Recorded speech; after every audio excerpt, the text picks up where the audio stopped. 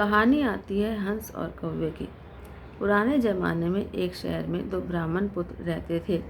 एक गरीब था और दूसरा अमीर। दोनों पड़ोसी थे। गरीब ब्राह्मण की पत्नी उसे रोज़ ताने देती, रोज़ झगड़ा करती। एक दिन ग्यारस के दिन गरीब ब्राह्मण पुत्र झगड़ों से तंग आकर जंगल की ओर चल पड़ता है, यह सोचकर कि जंगल में शेर या कोई मांसाहारी जीव उसे मारकर खा जाएगा। उस जीव का पेट भर जाएगा और मरने से वो रोज़ रोज़ की झिकझिक से मुक्त हो जाएगा। जंगल में जाते उसे एक गुफा नजर आती है। वो गुफा की तरफ जाता है। गुफा में एक शेर सोया होता है और शेर की नींद में खलल ना पड़े इसके लिए हंस का पहरा होता है। हंस जब दूर से ब्राह्मण पुत्र को आता देखता है तो चिंता में पड़कर सोचता है, ये ब्राह्मण आएगा और शेर जगेगा और इसे मारकर खा जाएगा। ग्यारस के दिन मुझे पाप लगेगा, इसे कैसे बचाऊं? फिर उसे उपाय सूझता है और वो शेर के भाग्य की तारीफ करते हुए कहता है, ओ जंगल के राजा, उठो, जागो, आज आपके भाग्य खुले हैं। ग्यारस के दिन खुद विप्रदेव आपके घर पधारे हैं। जल्दी उठो और इन्हें दक्षिणा दो और रवाना करो।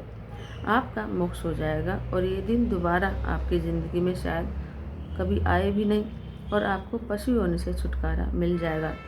शेर दहाड़ कर उठता है। हंस की बात उसे अच्छी और सही लगती है और पूर्व में शिकार किए हुए मनुष्यों के जो गहने उसके पास होते हैं वे सब के सब उस ब्राह्मण के पैरों में रखकर शीश नवाता है और जीभ से उसके पैर चाटने लगता है। हंस ब्राह्मण को इशारा करता है, विप्रदेव, ये सब गहने उठाओ और जितना जल्द हो सके वापस अपने घर जाओ। ये सिंह है, क्या जाने कब इसका मन बदल जाए। ब्राह्मण बात को समझता है और घर लौट आता है। पड़ोसी अमीर ब्राह्मण की पत्नी को जब सब पता चलता है तो वो भी अपने पति को जबरदस्ती अगली ग्यारस को जंगल में उसी शेर की गुफा की तरफ भेजती है। अब शेर का पहरेदार बदल जाता है। नया पहरेदार होता है कौवा।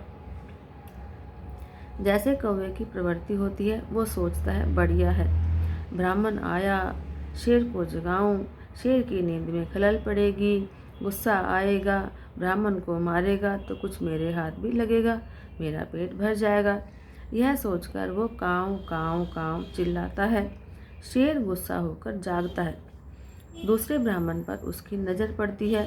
उसे हंस की बात याद आ जाती है। वो समझ जाता है कि कौवा क्यों काँव काँव काँव कर रहा है।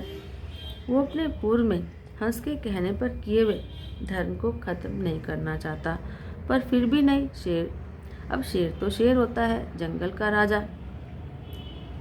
वो दहाड़ कर ब्राह्मण को कहता है, हंस उड़ सरवर गए और अब काग भये प्रधान, थे तो विप्रा थारे धरे जाओ, मैं किनाइनी जिजमान। अर्थात हंस जो अच्छी सोच वाले, अच्छी मनोवृत्ति वाले थे, उड़कर सरोवर यानी तालाब को चले गए हैं और अब कौवा प्रधान पहरेदार है जो मुझे तुम्हें मारने के लिए उकसा रहा है। मेरी बुद्धि घूम जाए उससे पहले ही हे ब्राह्मण यहाँ से चले जाओ। शेर कभी किसी का जजमान नहीं हुआ है, वो तो हंस था जिसने मुझ शेर से भी पुण्य करवा दिया।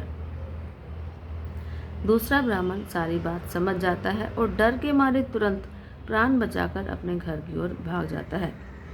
कहानी की शिक्षा इस तरह है कि कोई किसी का दुख देखकर दुखी होता है और उसका भला चाहता है, वो हंस है, और जो किसी को दुखी देखना चाहता है और किसी का सुख उसे सहन नहीं होता, वह कौवा है।